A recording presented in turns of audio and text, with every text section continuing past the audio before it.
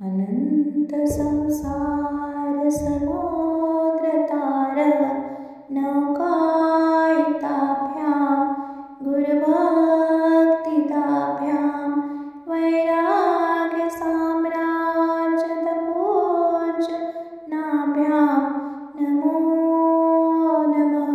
श्रीगुरुपादुकाभ्यां कवित्ववाराशिनिशाकराभ्यां दौर्भाग्यदावां बुधमालिकाभ्यां दिरेत्कृतानम्रविपत्तितेभ्यां नमो नमः श्रीगुरुपादुकाभ्यां नताययो श्रीपतितां समयो कदाचित्प्याशु दारिद्र्यवर्या मुखाच्च वाचस्पतितां हिताभ्यां नमो नमः श्रीगुरुपादुकाभ्यां नालीकनिकाशपदारिताभ्यां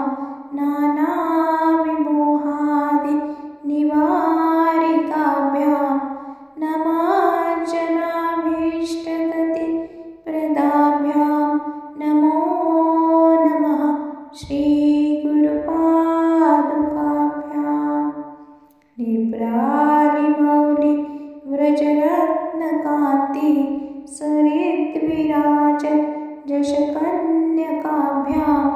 नुप्रत्वताभ्यां नतलोकपङ्क्ते नमो नमः श्रीगुरुपादुकाभ्यां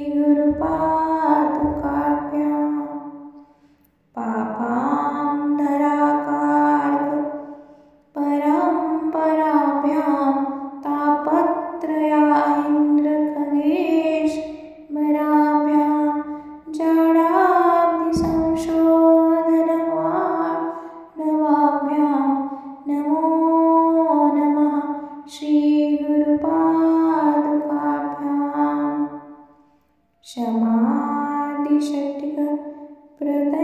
शमादिषट्कप्रदैवभाभ्यां समाधिदानं व्रतदीक्षिताभ्यां रमाधराम्ध्रिस्थितभक्तिदाभ्यां नमो नमः श्रीगुरुपादुकाभ्यां स्वाचारपराणाम् अखिलेष्टदाभ्यां स्वासायाक्ष धुरन्धराभ्यां स्वार्थाञ्च भावाप्रदपूजनाभ्यां नमो नमः श्री